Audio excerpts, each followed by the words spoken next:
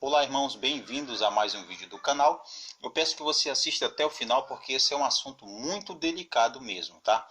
É a entrevista que o reverendo Augusto Nicodemos Lopes, da Igreja Presbiteriana, primeira igreja presbiteriana do Brasil, ele cedeu à revista Folha, tá? Ele deu essa entrevista e eu vou trazer aqui para vocês a entrevista completa, tá bom? Então eu vou ler para vocês. Vocês prestem bastante atenção nas informações que o site aqui da Folha está trazendo, tá? Essa é a entrevista, então acompanhe aí. É um assunto polêmico, tem muita gente aí discordando, gente dizendo que ele ofendeu os irmãos pentecostal e sempre aquele sensacionalismo, né? Gerando sempre aquela polêmica. Mas vamos ver se realmente é isso. Vamos lá, sem enrolação, vamos aqui. Bom, aqui nós temos logo o título. Templo aberto é direito constitucional. Mas tem igrejas que só ligam para dízimo, diz o pastor. Já aqui nesse título, a gente para e reflete um pouco. Isso aqui que ele disse é verdade ou é mentira, irmão? Seja sincero. Eu não vou fazer aqui papel de advogado de ninguém. O que eu concordar, eu vou dizer eu concordo. O que eu discordar, eu vou dizer eu discordo, como eu já falei em vídeos anteriores. Então veja, o que ele diz aqui é verdade ou é mentira? Templo aberto é direito constitucional. É verdade, nós temos na Constituição, os nossos cultos eles são assegurados, são protegidos sim. Tá? Nós temos o direito de cultuar a Deus no templo e é um direito constitucional.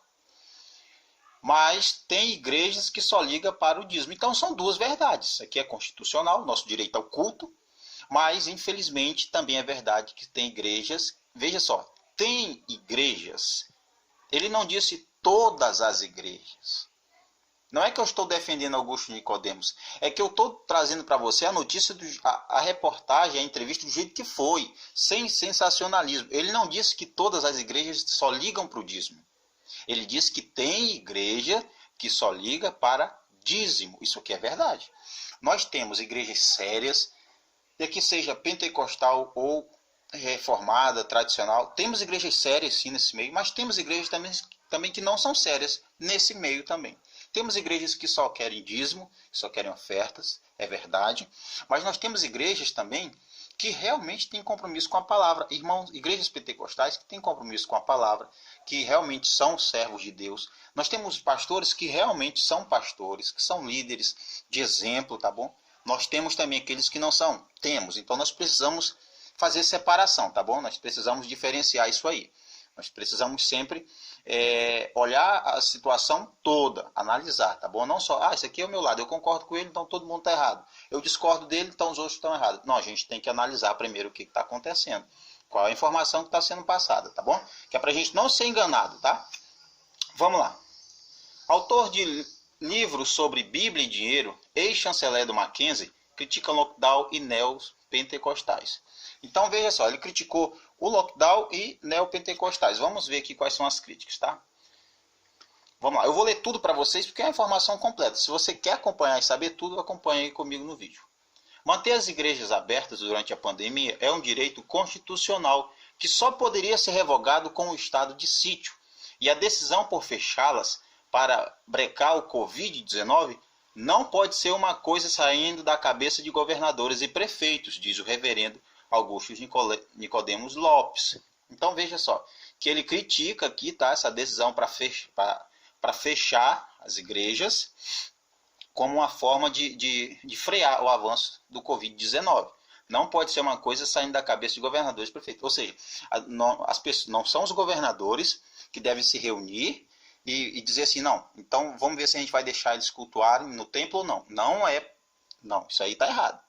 Tá? Inclusive é o que o Supremo Tribunal está fazendo. Se eu não sei se já saiu o resultado, mas o Supremo Tribunal vai julgar ou já julgou se as igrejas ficarão abertas ou se elas ficarão fechadas. Não é direito do Supremo Tribunal. Tá? Eles não deveriam fazer isso.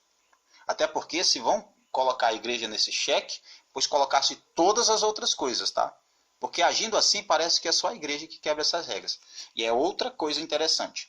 Tem igrejas que não cumprem as recomendações, é verdade. Tem igrejas que fazem aglomeração, que não usa máscara nem álcool gel. Eu já fui em igrejas assim.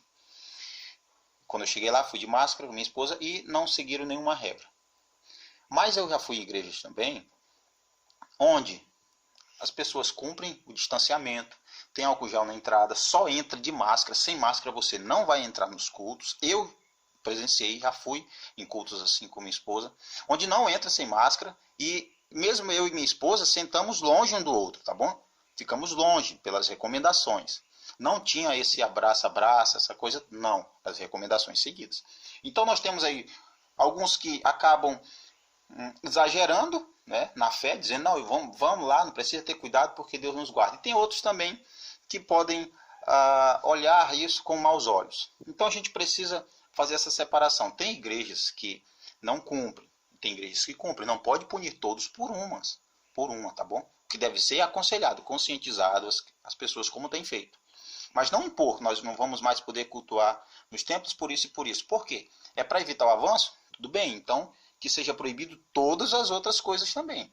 Porque se a igreja não é essencial, se o culto público não é essencial, então um bar vai ser essencial, a academia vai ser essencial. Eu não estou dizendo que esses profissionais não precisem trabalhar. Eu estou dizendo que todos precisam trabalhar. Mas que a igreja também pode sim ficar aberta tomando os devidos cuidados, tá bom? Esse é um ponto. Vamos lá. Ao que ele diz, mas nem todas as denominações evangélicas têm preocupação cívica. Tá? Eu estou assim, ruim para falar, meio cansado, não é por nervosismo, é devido ao Covid, a gente ficou com algumas sequelas, eu e minha esposa, uma delas é isso. Mas nem todas as denominações evangélicas têm preocupação cívica. Ao pleitear que templos funcionem no auge da crise, lamento o pastor da primeira igreja presbiteriana de Recife e ex-chanceler da Universidade Mackenzie, também presbiteriano. Então ele entende que nem todas as denominações obedecem às normas, né? Nem todas. Mas não é por isso que todo mundo vai pagar. Entendeu? É isso que nós precisamos diferenciar quem está fazendo errado e quem está fazendo certo. Que é uma vergonha as igrejas que não estão seguindo as normas, né? Que gera escândalo e até dá brecha para esses ataques. Não estou falando ataque do Nicodemos. Até agora eu não vi ele atacar ninguém. Mas vamos lá. Elas estão preocupadas porque tem um sistema de arrecadação que depende do culto presencial para não serem estranguladas financeiramente. Vão dizer o que for necessário para defender igrejas abertas. Veja aqui que ele fala, elas estão preocupadas. Quem são esse elas? Isso aqui é uma aula de interpretação, será? Quem são esse elas? São as denominações, olha só, que não têm essa preocupação cívica. Essas denominações que não obedecem essas normas, que incentiva os membros a aglomerar sem cuidado nenhum, é dessas que ele está falando, que elas estão preocupadas apenas com a arrecadação financeira nos cultos. É dessas que ele está falando. Ele não está falando de todas as igrejas pentecostais, ele não está falando de todas as igrejas neopentecostais, pelo menos não ainda. Então você está vendo aqui que ele está falando as igrejas que não respeitam as normas, as medidas assim colocadas para nós. Tá bom? Vamos aqui mais à frente. Elas vão dizer o que for necessário para defender igrejas abertas. É verdade. Quem quer o dinheiro aí vai defender tudo. Não venha, Deus vai te guardar. Deus te protege. Aqui está guardado com o sangue do Cordeiro. Você não vai pegar a Covid aqui dentro. Vão falar um monte dessas mentiras. Tá? Que você está guardado lá, o sangue do Cordeiro está lá dentro. Isso é mentira. O sangue do Cordeiro ele é derramado sobre nós. Ele foi pago na cruz para limpar para perdoar os nossos pecados, para nos limpar de toda a nossa iniquidade. Isso é assim que deve se falar do sangue do Cordeiro. Mas dizer que o sangue do Cordeiro foi derramado em cima de um prédio para nos livrar do Covid, tem condições. Vamos lá. Entrelaçar finança e fé é sempre sensível, mas necessário diante da convulsão econômica que se segue à sanitária, diz Nicodemos. O paraibano lança, pela editora Mundo Cristão, o que a Bíblia fala sobre dinheiro. Esse é o livro dele. O que a Bíblia fala sobre dinheiro. E dá um spoiler à Folha. Ela fala mais de dinheiro do que de amor, segundo o livro dele. Nessa entrevista, o pastor, um dos mais influentes das chamadas igrejas evangélicas históricas, discorre sobre lockdown, dízimo, Jair Bolsonaro e a teologia da prosperidade, que predomina entre as congregações neopentecostais, que ele prefere nem chamar de igreja. Então, quais são as igrejas neopentecostais ou pentecostais que pregam o quê? A teologia da prosperidade. Tá? Eu não vou dizer que dentro dessas igrejas não hajam pessoas salvas, mas a liderança que trabalha com isso é totalmente o inverso da Bíblia, o contrário. Porque a teologia da prosperidade que está crescendo aí fora diz que você não pode adoecer, que você não pode ficar pobre, que se você estiver doente, se acontecer algum problema na sua vida, é porque você está em pecado. Entende? Então essa teologia da prosperidade ela não é bíblica. Esses que ensinam tais coisas são aqueles que ele prefere nem chamar de igrejas. São as congregações neopentecostais que apenas ensinam prosperidade, que não é bíblica. Eu não vou dizer que toda a congregação seja ímpia. Eu não vou dizer isso. Aqui eu discordo um pouco dele. Eu acredito que tem pessoas que são cristãos sinceros e verdadeiros, mas que a maioria está lá não por Cristo, mas por dinheiro, por bênçãos e por milagres. Essa é a minha opinião. Não estou dizendo que todos estão. Vamos lá. Por que esse tema agora? O livro veio como resultado da minha preocupação com o que a pandemia poderia trazer em termos financeiros. Então ele fez um livro para tratar da preocupação em relação às finanças na pandemia. Àquela altura, todo mundo sabia que junto com um problema grave, a doença viria.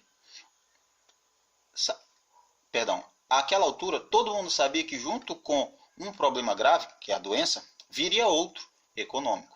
Quis dar uma visão geral dos discursos. Então ele disse que não só a doença seria um problema, como também a questão do dinheiro, questão financeira. E é verdade, é o que nós estamos vendo aí. Pessoas não só sofrendo com Covid, mas sofrendo também com falta de dinheiro e falta de alimentação. Vamos lá. O Senhor disse que a teologia da prosperidade, comum em igrejas neopentecostais, deixa pastores sem graça de pedir contribuição dos fiéis. E é verdade. Essa teologia da prosperidade ela é presente em muitas igrejas neopentecostais. Eu não vou dizer todas, mas ela é muito comum em igrejas pentecostais e neopentecostais. Dificilmente, eu ainda não vi ensinarem teologia da prosperidade assim, dessa maneira distorcida, em igrejas reformadas. Eu vejo em igrejas neopentecostais e em algumas pentecostais. Conheço pentecostais que não pregam teologia da prosperidade também. Chama pelo nome algumas que a gente não considera como tais. Ele cita nesse livro que ele escreveu, a Igreja Universal do Reino de Deus, a Mundial do Poder de Deus e a Internacional da Graça como sendo igrejas que ele não considera igreja. E que particularmente eu não considero a liderança como realmente igreja. Embora tenha alguns lá que são salvos de verdade, mas o que é ensinado nessas igrejas não é o Evangelho. Se você pega Universal do Reino de Deus, onde você tem que queimar na fogueira santa os seus bens, você dá todos os seus bens para a igreja. A Mundial do Poder de Deus, onde o Valdomiro vende milagres e queria vender até o feijão, o feijão da cura do Covid. Então você vê como é que são os ensinos. A Internacional da Graça também é só grana. E eu sei que elas têm suas obras sociais, como eu até citei, que a Universal fez, dando 1.200 toneladas, aliás, 120 toneladas, de alimentos, tá bom, para as famílias necessitadas. Muito bom isso. Mas o ensino deles é só dinheiro. Tá? Dinheiro, milagre, cura, e de uma forma totalmente distorcida da Bíblia. Mas vamos lá comentando aqui. O que é essa teologia? Ele vai falar sobre a teologia da prosperidade. Ela enfatiza que Deus abençoa materialmente quem contribui para a igreja, mas revela o ensino bíblico que isso não acontece sempre. Então eles ensinam que Deus sempre vai abençoar quem doa, quem faz isso e aquilo, mas o ensino bíblico declara que nem sempre a gente vai ser abençoado assim. Você quer um exemplo? Tem gente que diz para você, olha, se você der isso aqui, Deus vai te dar aquilo. Isso é verdade? Ou se você der 10 reais, Deus vai te abençoar 100 vezes mais. Aconteceu com você isso? E se aconteceu com você, aconteceu com outro que fez isso? Acontece com todos? Então é isso que a teologia da prosperidade faz. Ela cria em você uma ideia errada de prosperidade bíblica. Crentes generosos podem ficar pobres e doentes. A teologia da prosperidade diz que a teologia da prosperidade diz que se alguém ficar doente é porque ele está em pecado. Se ficar pobre é porque está em pecado. Tá? Mas o que ele diz aqui, e é o que é verdade, crentes generosos, crentes verdadeiros, podem ficar pobres e doentes. A teologia está certa quando diz que Deus pode nos abençoar financeiramente. É verdade, Deus pode nos abençoar financeiramente? Claro que Deus pode. Mas está errada quando diz que ele é obrigado a fazê-lo se você dá o dízimo. Isso aqui é um ponto muito interessante. Por quê?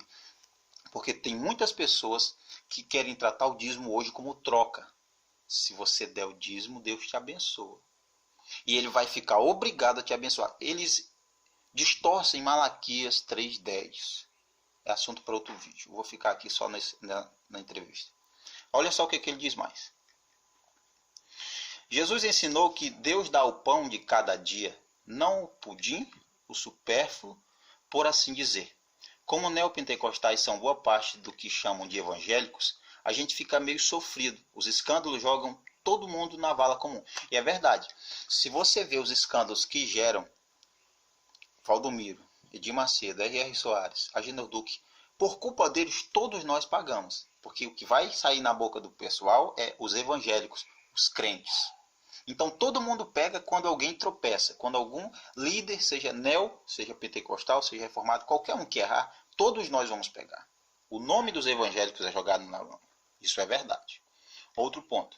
Como igrejas históricas como a presbiteriana entendem o dízimo? Agora ele vai explicar sobre como é o serviço de dízimo na igreja presbiteriana. Por conta dos excessos, a gente vai para outro lado, fica com medo de falar a respeito de dinheiro. Também é errado. A Bíblia fala mais de dinheiro do que de amor. Tem muitas coisas sobre gestão financeira. Evangélicos dependem muitas vezes de recursos contadinhos para viver. E uma coisa que ficou fora do livro, mas que eu queria falar, é sobre o coaching cristão. É aqueles que esses coaching cristãos são aqueles que apenas inflam o ego das pessoas. São eles, tá? Isso é verdade. Há canais virtuais como o Cristão Rico que ensina a sair das dívidas. Olha só. O chamado coaching evangélico se baseia em princípios que são fantásticos se aplicados no meio secular, como evangélicos se referem aos de fora da igreja. Tem que se seguir uma série de princípios para alcançar um objetivo financeiro. Ou seja, você segue aquela receita que eles dão, que os coaching cristãos dão, evangélicos, né? E aí você vai conseguir o êxito financeiro. Mas quando se aplica isso à igreja, aí vai ficar um pouquinho complicado. A Bíblia nos ensina a confiar em Deus, não viver ansiosos, não fazer da prosperidade a meta maior da vida. Fica difícil colocar isso dentro da equação do coaching. Então, se você compara o que o coaching, que é o mestre lá que diz, vai tudo dar certo, pensa positivo, Deus vai te abençoar, você vai ficar rico. Quando você pega isso aí e compara com o estudo bíblico, você vê que tem muita diferença. Muita diferença. O que afinal a Bíblia diz sobre o dinheiro? Ele vai dizer, o dinheiro em si não é bom nem mal, é verdade. Depende da nossa atitude para com ele. Então o dinheiro não é mal. Mas o amor ao dinheiro é a raiz de todos os males. Não foi o que Jesus disse? Não devemos fazer do dinheiro o Deus da nossa vida. Jesus prega que a gente não viva ansioso com o que vai comer, beber e vestir. Deus cuida dos passarinhos, veste o lírio dos campos, não cai nenhum fio da nossa cabeça. Diz que os pagãos ficam ansiosos porque não têm um pai. E é um alerta contra os mercadores da fé. Então nós precisamos confiar em Deus. Nós devemos trabalhar, verdade. Mas nós devemos entender que quem vai providenciar é Deus e que Ele pode nos ajudar suprindo nossas necessidades. Vamos ver aqui. Quem são eles hoje? Os mercadores da fé. Quem são eles hoje? Ele vai responder. Nas palavras do apóstolo Paulo, os que pensam que religião é uma forma de enriquecer, tá? Então é isso aqui. Aqueles que pensam que religião é um emprego, é uma forma dele obter sucesso, dele conseguir dinheiro. Esses são os mercadores da fé, que vendem a fé, que vendem milagres, que vendem curas, que vendem isso e aquilo, que vendem bênçãos. Esse povo aí vê o evangelho como mercadoria. Isso é verdade. Na Idade Média, vendiam indulgências, relíquias, pedaços da cruz, etc. Os católicos, né? A Igreja Católica fez muito isso aqui. E ainda faz. Como muitos evangélicos estão fazendo também. Hoje vendem objetos ungidos e oferecem bênçãos materiais em troca de ofertas e dízimos. Isso aqui é uma verdade, gente. Vendem objetos ungidos. Quem é que vende objeto ungido aí? Se você puder, até comenta aqui. Quem oferece bênçãos materiais em troca do dízimo? Dá teu dízimo que Deus vai te abençoar 100 vezes mais, 10 vezes mais, 1000 vezes mais. Aí vem os carneiros de oferta de 100, de 30, de 50, de 200, de tudo isso. Diferente do ensino bíblico sobre contribuição. Cada um contribua segundo propõe no seu coração. O dízimo é 10%. Tem um irmão necessitado, vai lá doar. Não precisa estar vendendo bênçãos, como essas igrejas fazem. Não estou dizendo que todos fazem, tá? O dízimo, por vezes, é estigmatizado fora da igreja. Como funciona na sua? Então, ele vai dizer como é que funciona na igreja presbiteriana dizimar. Eu entendo que contribuir faz parte da gratidão que prestamos a Deus. Gratidão pelo que Ele já deu por nós. 10% porque Ele nos deu 100%. Sabemos que tem falsos profetas, mercenários que utilizam da crendice do povo para arrancar até o último centavo. Então, dê tudo o que você tem e Deus vai te abençoar 100 vezes mais. É isso que eles dizem. Aí a pessoa dá tudo que tem, entrega até a casa para ser queimada na fogueira santa. Mas não tem como igrejas sérias se manterem e ajudar os pobres sem as ofertas. Esse que é outro ponto. Com os dízimos e ofertas, o que a igreja tem que fazer? Ajudar os necessitados, ajudar os pobres, aqueles que estão famintos, aqueles que precisam de ajuda. E isso só é possível quando todos os cristãos, os irmãos, se juntam e contribuem. Para quê? Para enriquecer alguém? Não, mas para acudir quem está necessitado. Tá bom? De onde vem esse dinheiro? Aí essa questão é muito simples. O Estado é laico, a igreja não recebe nada do governo. Então precisa de recursos para manter instalações, funcionários, pastores assalariados, que é direito de um pastor receber seu salário, se a igreja pode, né? O obreiro é digno do seu salário, assim como os demais obreiros que trabalham, missionários, missionárias, que estão sempre ali na linha de frente, que estão fazendo o que deve ser feito, obras, ações sociais. É justo que eles recebam também, gente. A gente precisa entender isso aqui. O senhor dá 10% de seus rendimentos à igreja? É uma pergunta feita para ele. Essa porcentagem está na Bíblia? Veja o que ele diz. O valor de 10% dízimo é desde os tempos dos patriarcas, fez parte das leis cerimoniais de Israel e é praticada pelos cristãos como referência de contribuição que é regular, generosa e proporcional. Regular, generosa e proporcional. Então não é obrigado, não é por pressão, não é por egoísmo. Eu posso dar o dízimo, eu tenho dinheiro aqui, eu recebi 100%, eu vou dar 10%. E é conforme o que eu tenho. Eu não vou dar o dízimo e ficar sem dinheiro, tá bom? Proporcional ao que eu ganho. Vamos lá. Não vemos como lei, mas como gratidão. Que muitos ensinam que é lei. Se você não der, você é amaldiçoado, o devorador vem e te destrói, não é? Vem cortador, migrador, consumidor, um monte de coisa. Não tem consumidor não, só estou parafraseando, tá bom? Então você tem 4 tipos de demônios aí que eles criam, que eu não sei aonde é que eles encontraram esses demônios. Porque em Malaquias apenas fala que são grilos. Seriam só grilos, tá? Que viria destruir a plantação. Não é demônios, tá? Então migrador não é demônio, destruidor, devorador, cortador, não é demônio, são grilos só. Vai em Malaquias, tá? Aí eles espiritualizam e dizem que é demônio, não tem uma base para dizer isso. Vamos lá. É gratidão. Gratidão é o quê? Dizer muito obrigado, Senhor, porque o Senhor me abençoou. Eu só tenho 10% para dar porque o Senhor me deu 100%. Eu só tenho R$10 para dar porque o Senhor me deu 100. Eu estou aqui contribuindo para o que é preciso fazer. É isso aí. E sim, contribuo com 10% dos meus proventos. Ele dá 10%, ele dá o dízimo, ele diz. Templos devem ficar fechados, ao menos em fases críticas? É a pergunta. Templos devem ficar fechados, ao menos em fases críticas? Há 2 questões para se separar. Quando a gente briga para manter a igreja aberta dentro das regras sanitárias, é pelo direito de culto garantido pela Constituição. Então, quando a gente diz nós queremos os templos abertos, é porque é um direito nosso, é constitucional. Então a gente não está exigindo nada além do que a gente merece, do que é nosso direito. A única maneira de revogá-lo é o estado de sítio, e só o presidente pode declarar um. Então, somente em estado de sítio, ou em estado de guerra, aí sim, o nosso direito, tá, pode ser, digamos que, desrespeitado nesse sentido de que vai fechar tudo, até o nosso direito de ir e vir também. Tá? Mas a única pessoa que pode fazer isso é o presidente, que pode declarar um estado de sítio. Não é Congresso que pode fazer isso, a não ser aprovar, como ele vai dizer, o Congresso tem que aprovar. Então, essa decisão tem que partir do presidente. Não é uma decisão que os governadores vão se reunir, os prefeitos vão se reunir, o Supremo Tribunal vão se reunir para ver o que vão decidir se as igrejas... Entendeu? Isso é anticonstitucional. Então, quem poderia declarar um estado de sítio e assim fechar as igrejas sem perguntar nada a ninguém seria o presidente. Então, o que está acontecendo hoje, o julgamento da igreja, que é interessante, o Supremo Tribunal julgando se a igreja continua ou não, é algo que não precisava disso. É desnecessário o que o tribunal fez, não sei se já saiu a decisão, ou está fazendo, é desnecessário, porque não precisava disso. Eu acredito que tem coisas mais graves que merecem a atenção deles do que se a igreja continua ou não aberta. Isso não é uma decisão que era para eles estar se reunindo como se fosse para decidir quem vai morrer e quem vai viver. Isso é uma questão dos líderes se reunirem e entenderem, terem consciência. Gente, vamos evitar aglomeração. Se vamos ter os cultos, então vamos respeitar as medidas de segurança. Isso aí. Vamos lá. Do jeito que está, não está bom. É uma coisa que está saindo da cabeça dos governadores e prefeitos. E os governadores estão dizendo, as igrejas têm que fechar. Vêm os decretos, entende? Fugindo à Constituição. Decretos que rasgam a Constituição. Isso aí é verdade. É verdade. Fechar de forma arbitrária é a Constituição sendo violada. Então, quando alguém diz a igreja vai fechar e não interessa a Constituição, é uma violação dos nossos direitos. E ele pergunta, o que vem depois? E é verdade, o que vem depois disso? Porque se pode rasgar um dos direitos constitucionais, então rasga tudo.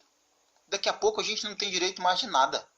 Então essa é uma questão que deve ser levada em consideração. O que vem depois? Porque se um direito constitucional ele é desrespeitado e rasga-se a Constituição, o que vem depois? O senhor citou duas questões, né? Infelizmente, muitas igrejas que querem manter o culto não fazem isso com preocupação cívica. Estão preocupadas porque tem um sistema de arrecadação que depende do culto. Isso aqui é o que ele disse. Então, colocando, o senhor citou duas questões. Aí eles trazem para ele. Para ser estrangulados financeiramente, que é o que ele falou no início, que tem igreja que não se preocupa, que apenas faz porque quer dinheiro. Aí vem a pergunta. Acha que o lockdown é necessário? Ele vai responder. Tenho dificuldade com o lockdown como medida para resolver a pandemia em definitivo. Minha igreja é de classe média. Quem tem sofrido muito é o pessoal de classe mais baixa. Acho que não é a resposta para essa situação. Há outros aspectos. É verdade, lockdown não vai resolver nada, gente. Não vai resolver nada. Porque no lockdown quem sofre é a classe mais baixa. Como ele diz, minha igreja é de classe média. Quem tem sofrido muito é o pessoal de classe mais baixa. E é verdade. E ele diz o quê? Acho que não é a resposta para essa situação. Então ele discorda de lockdown. Então veja que ele não está a favor das igrejas fechadas, gente. Pelo contrário. Mas o que deve ser analisado também é se dá para a gente cultuar a Deus juntos. Ou se não dá 100, mas 50 pessoas em um templo, se é possível. Se é possível 100, se é possível 200, dependendo do espaço, do lugar, a gente faz. Se não der, tudo bem por enquanto, mas que sejam respeitados os nossos direitos constitucionais. Eu não tenho problema nenhum com cultos cancelados. Nenhum. Eu tenho um problema quando chega um decreto desrespeitando a Constituição. Aí eu tenho um problema também. Vamos lá. Quais os aspectos que ele poderia colocar como ajuda para frear o avanço do Covid? Há pessoas que entram em depressão. Veja só. Os aspectos, não é? Há pessoas que entram em depressão, o nível de divórcio aumentou, você é obrigado a estar em casa com a sua mulher, coisa que não fazia antes, as famílias se fragmentando, pessoas em busca de ajuda profissional para a saúde mental, tem gente que vai dizer, é direito meu, prefiro arriscar morrer desse vírus, ou morro sem ganhar o pão de cada dia. Veja que o lockdown ele traz todas essas consequências aí. Pessoas com depressão, pessoas muito tempo na família que não era para acontecer, mas homem agora passando 24 horas com a mulher, parece que se encheu dela, ela se encheu dele, então tem esses problemas também. Famílias fragmentadas, pessoas que precisam de ajuda para a saúde mental e pessoas também que não tem outra alternativa a não ser dizer, eu vou ter que ir, ou eu morro no trabalho pegando o vírus, ou eu morro em casa sem trabalhar junto com a minha família. Então veja a situação que a gente se encontra também. O pessoal de classe, como ele diz aqui, o trabalhador, o diarista, né, precisa trabalhar. O autônomo só recebe quando trabalha. O pessoal das classes média e alta não sentem tanto. É verdade, o pessoal de classe alta, classe média, eles têm dinheiro até em conta, não vão sentir tanto. Mas nós, de classe baixa, precisamos trabalhar, que somos autônomos, ou a gente trabalha ou não tem dinheiro, gente. E quem tem filho, vai ver seu filho passando fome? Pense bem. Não dá para ficar no lockdown, é complicado. Vamos lá. Veja só, para a economia se recuperar, há consenso de que precisamos baixar os números da pandemia. Como atingir essa meta sem medidas que surtam efeito rápido? Lockdown causaram um desastre na economia. Não vejo como podem ser a cura dela. Ele diz, os lockdowns apenas destroem a economia, não são a cura. Talvez se tivéssemos usado desde o início lockdown verticais e localizados, medidas sanitárias já comprovadas e educado a população para usá-las, quem sabe salvaríamos o mesmo número de pessoas sem destruir seus empregos e sanidade mental no processo. Então, se tivesse usado o lockdown no começo, quando ainda não tinha tantos casos de Covid, teria sido melhor e mais eficaz. Aliás, e eficaz, porque não tem sido eficaz o lockdown agora. Então, se tivesse feito isso antes e educado as pessoas orientadas, aí sim. Mas quando começou, o que que rolou o carnaval, espalha para todo mundo. Aí as pessoas também não têm conscientização, entende? Agora, veja só, o senhor apoiou o Bolsonaro em 2018, voltaria a fazê-lo? Olha, votaria mais uma vez dependendo de quais seriam as opções. É o voto útil, menos ruim.